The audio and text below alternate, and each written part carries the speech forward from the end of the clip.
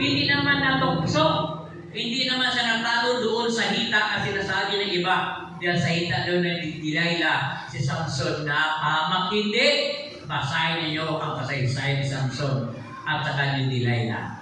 Araw-araw, kinakausap ni Delilah si Samson. Ano bang Samson? Ano ba Samson ang iyong sikreto? Kung bakit hindi ka matatalo ng sinuman, malakas ang iyong katawan.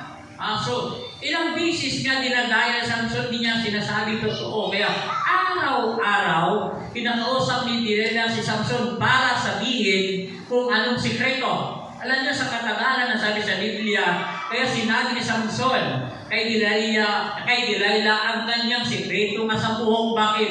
Nainis siya kay Delilah sa ulit-ulit nito. Ano ba ang sikreto mo? So, nainis. Kaya kapag nainis ka, mainisin ka, ay matatalo ka, mga kapatid. So, dapat ang ating buhay, mahaba ang ating pasensya. Lalo na kung ang asawa mo ay mula umaga, magdilinor lang kapag gabi na, tatahimik lang, ay madali kang mapikor.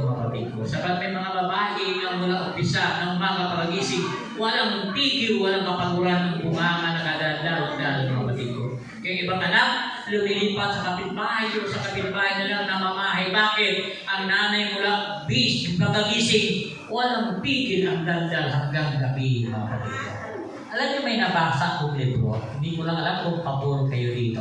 May nabasa kong libro. Ang babae, likas sa kanyang buhay, katawan, ang kailangan magsalita sa ng 63,000 word araw-araw.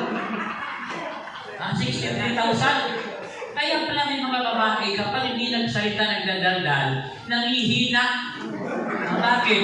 Kailangan ko na magsalita ng maraming salita. Dahil yan ang kanyang lipas na buhay bilang babae. Kailangan niya magdaldal. Pinaka-vitamina pala niya ang magsalita ng maraming mga kapatid ko.